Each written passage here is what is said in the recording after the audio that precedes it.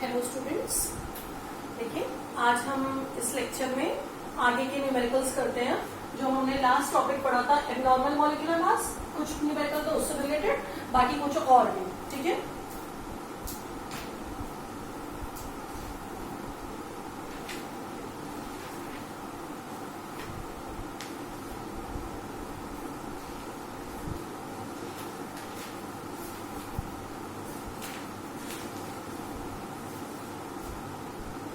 ये लेते हैं 3 gram of a solute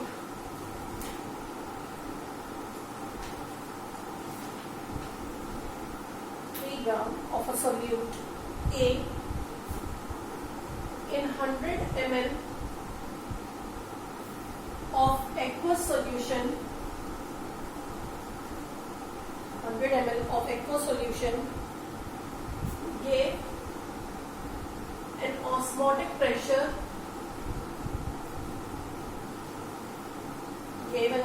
pressure of 2.5 atmosphere.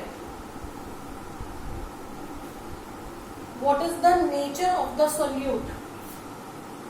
What is nature of solute? Molar mass solute का given है। Molar mass is 246। देखिए students, ये आपको दिया हुआ है एक सोल्यूट है ए, उसके 3 ग्राम लिए गए 100 ml में। ऑस्मोटिक प्रेशर इतना है। नेचर ऑफ सोल्यूट निकालना है। नेचर ऑफ सोल्यूट का मतलब होता है आपको ये निकालना है वो सोल्यूट एसोसिएटिंग टाइप है या डिसोसिएटिंग टाइप। अगर आप लोगों ने इससे पहले वाला टॉपिक पूरा पढ़ लिया है नॉर्मल मोलर मास, तो आपको ये बात ध्यान आ जाएगी कि हमने 2 टाइप के सोल्यूट पढ़े थे उसमें। अब देखिए ऑस्मोटिक प्रेशर का क्वेश्चन है तो आप फॉर्मूला लगा दो pi equals to ICRT। C की जगह रख सकते हैं N/VRT, N की जगह रख सकते हैं WB/MB/VRT। ये फॉर्मूला रख देंगे। अब पाई आपको कितना दिया हुआ है 2.5।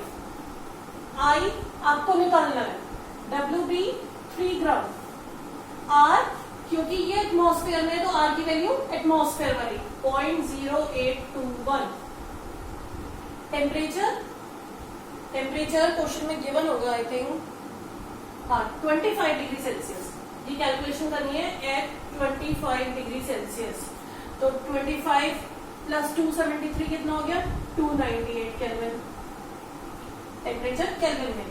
Molar mass 246। वॉल्यूम लीटर में रखनी है, 100 ml दी हुई है तो 0.1 लीटर। यहां से आई सॉल्व कर लो। आई सॉल्व करोगे तो सॉल्व करके आप देखो इसका आई अगर ग्रेटर देन 1 आता है तो आप लिख दोगे ये डिसोसिएटिंग टाइप सॉलिड है, और अगर लेस देन 1 आता है तो आप लिख दोगे ये एसोसिएटिंग टाइप सॉलिड है। ठीक है बच्चों, ये इस तरीके से हो जाएगा। ग्रेटर देन 1 आ रहा है या लेस देन 1। इसको ही करने का एक और तरीका है वैसे इस क्वेश्चन को, इस टाइप के क्वेश्चन को जिसमें हमें नेचर ऑफ सोल्यूट निकालना होता है। कैसे सॉल्व करने का एक और तरीका है कि आप आई वाला फॉर्मूला नहीं रख रहे। सपोज आप रख रहे हो पाई इक्वल्स टू CRT या पाई इक्वल्स टू WB/MB/RT/V। आप WB यही रख दो 3, R 0.0821, 298 केल्विन, MB की जगह, और वॉल्यूम रख दो 0.1, पाई रख दो 2.5। MB आप कैलकुलेट करो। MB जो इन्होंने दिया उसे मत लेकर चलो, कैलकुलेट कर लो। ये जो MB आएगा आपका यहां से, ये आ जाएगा 293। ये कौन सा MB आया है कैलकुलेटेड MB। एक MB आपको गिवन है ऑलरेडी। ये कैसा MB है थ्योरेटिकल MB 246। अब सॉल्व कर लो, आई की वैल्यू हो जाएगी theoretical MB upon calculated MB। यहां से फिर से आई की वैल्यू आ सकती है। तो या तो आप ये वाला मेथड कर सकते हो फर्स्ट मेथड, या आप ये मेथड भी कर सकते हो। दोनों से सेम ही आंसर आएगा। या तो आप फॉर्मूले में पहले से ही आई डाल दो, या फिर आप MB कैलकुलेट कर लो। कैलकुलेटेड एमबी और थ्योरेटिकल एमबी का रेशियो निकाल लो, यही आई का फॉर्मूला होता है। अब जब आई आ गया तो आपको लास्ट में ये लिखना होगा, अगर आई ग्रेटर देन बना रहा होगा आपको तो आप लिख दोगे this solute is dissociating type, less than बना रहा होगा तो आप लिख दोगे this solute is associating type. Okay, next करते हैं।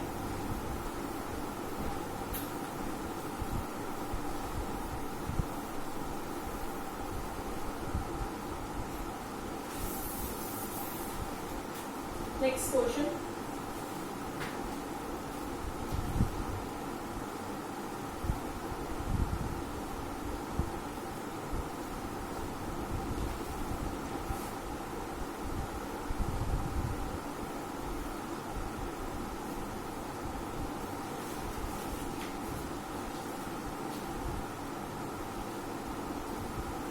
boiling point of a solution prepared by adding 15 gram NaCl to 250 gram water is, अच्छा ये कैलकुलेट करना, sorry, calculate boiling point of a solution prepared by this. KT की value given है 0.512 और NaCl का molar mass भी given है 58.5। Calculate boiling point. अब बच्चों देखिए ये NaCl का क्वेश्चन है, मैंने आपको बताया था। अब आपको हर क्वेश्चन में क्या यूज करना है, आई। आप फॉर्मूला लगा दो, delta TB equals to I KBM. आपको बॉइलिंग पॉइंट निकालना है, यानी कि आपको डेल्टा टीबी भी निकालना है। पहले तो आई केबी आपको दिया है, एम भी आपको दिया हुआ है। आई के बारे में कुछ नहीं लिखा ना, ये लिखा है कि कितना परसेंटेज डिसोसिएशन हुआ या कुछ भी नहीं। NaCl डिसोसिएटिंग टाइप है। मैंने आपको बोला था अगर क्वेश्चन में अल्फा नहीं दिया हुआ तो I is equal to N। N क्या होता है, ये कितने पार्टिकल्स में ब्रेक हो रहा है, तो यानी कि 2। NaCl 2 में ब्रेक होगा।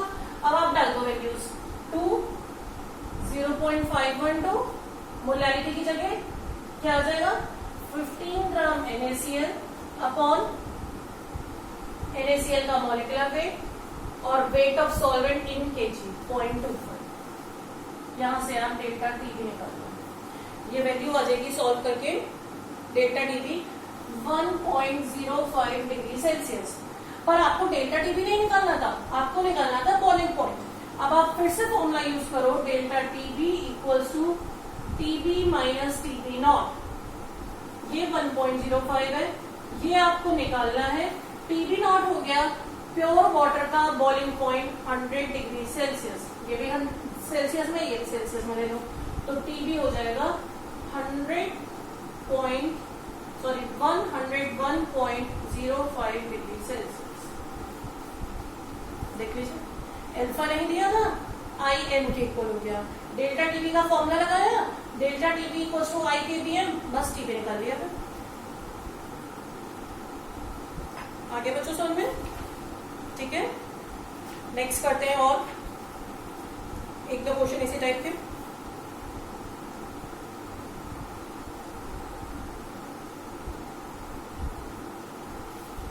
Calculate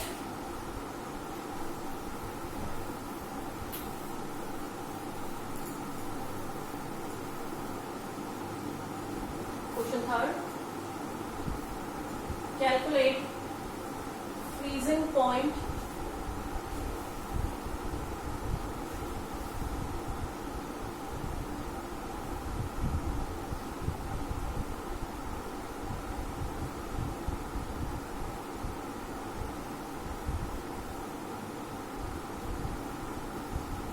calculate the freezing point depression expected for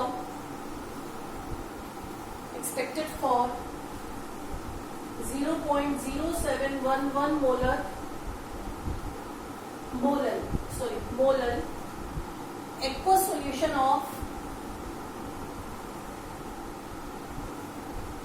Na2SO4 if this solution actually freezes at minus 0.32 degrees Celsius,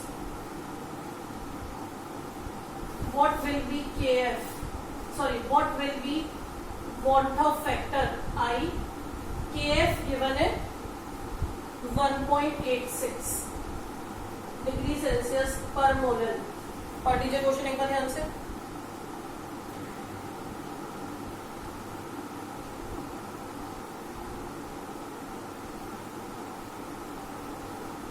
अब आप फॉर्मूला लगा दीजिए, delta T F equals to K F M. आई तो खुद ही अननोन है, तो आप आई डाल ही नहीं सकते।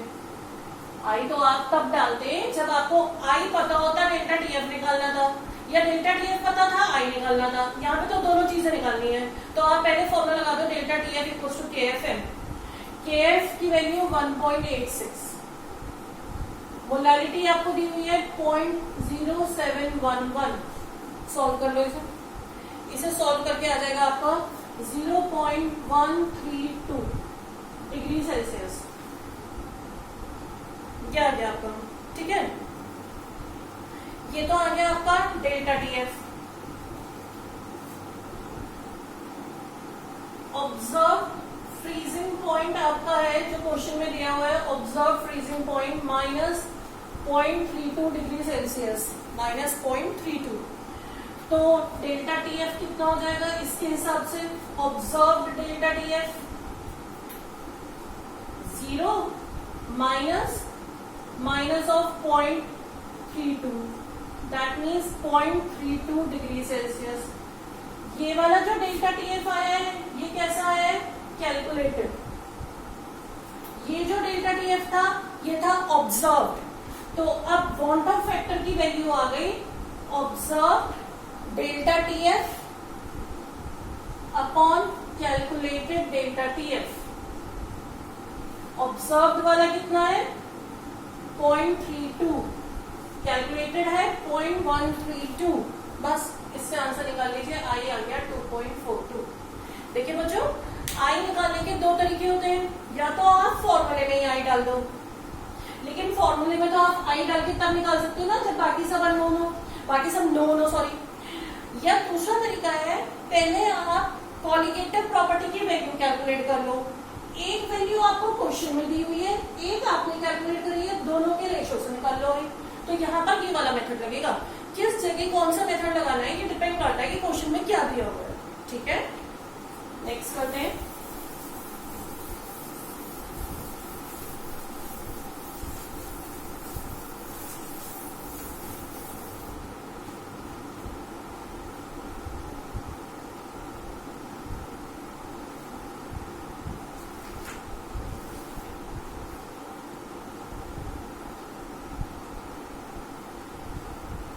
देखिए ये क्वेश्चन एक बहुत इंपॉर्टेंट है।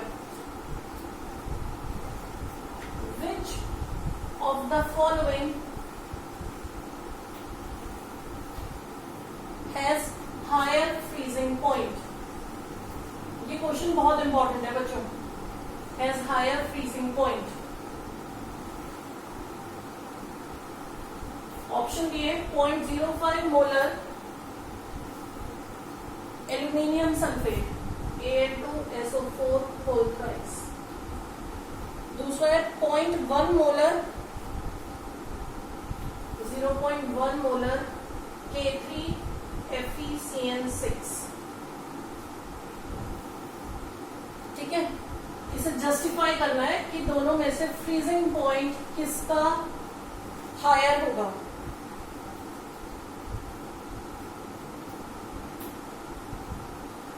अब देखिए, आप फॉर्मूला लगाइए फ्रीजिंग पॉइंट का, delta T F equals to I K F M.